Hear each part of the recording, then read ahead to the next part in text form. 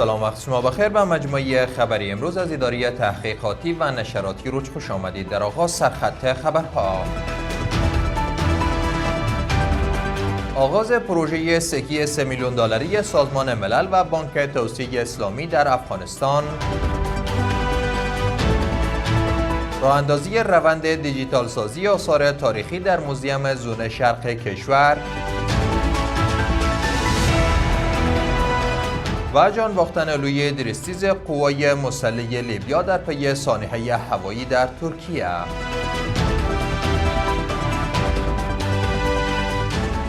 امروز چهارشنبه سوم ماه جدی سال 1404 خورشیدی در ادامه مشروع خبرها. کمیشنری عالی سازمان ملل در امور پناهندگان با حمایت بانک توسعه اسلامی پروژه جدید برای تقویت خدمات صحی در افغانستان را اندازی کرد. این کمیشنری اعلام کرده که بودجه این پروژه 3 میلیون دلار بوده که از طریق آن طی 2 سال آینده 3 کلینیک جامعه صحی در ولایت‌های کنر، قندهار و دایکندی ایجاد و فعال خواهد شد. به گفته کمیشنری عالی سازمان ملل در امور پناهندگان، این مراکز صحی به بیش از 240,000 بازگشت کننده ویژه شده داخلی و جوامع میزبان خدمات صحی اساسی ارائه می‌کند. وزارت اطلاعات و فرهنگ میگوید که روند دیجیتال سازی سه‌بعدی آثار تاریخی در موزیم زون شرق در ولایت ننگرهار آغاز شد.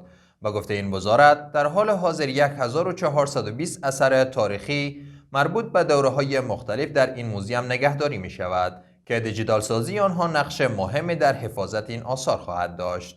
مولوی فضل محمد حقانی سرپرست سفارت افغانستان در تهران با دکتر محمد سعید اربابی رئیس هیئت مدیره و مدیر عامل سازمان منطقه آزاد چابهار ایران دیدار کرد. سفارت افغانستان در تهران میگوید که در این دیدار بر گسترش روابط اقتصادی و تجاری میان دو کشور تاکید و بر استفاده مؤثر از ظرفیت‌های منطقه آزاد چابهار جهت تسهیل صادرات، افزایش مبادلات تجاری، توسعه ترانزیت و رفع چالش‌های موجود گفتگو شده است. و در آخر محمد علی احمد الحداد، دوی لیرستیز قوای مسلح لیبیا و 4 مقام ارشد نظامی دیگر این کشور شام روز گذشته در پی سقوط طیاره حامل آنان در شهر انقره پایتخت ترکیه جان باختند.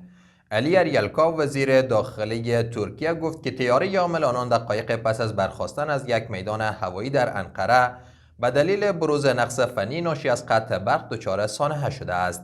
و گفته وی لاشه این طیاره در منطقه هایمان انقره پیدا شده است. جهان سپاس از توجه و همراهیتان. برای تازه‌ترین های افغانستان، منطقه و جهان سری بزنید به صفحات اجتماعی ما در تلگرام، واتساپ و ایکس.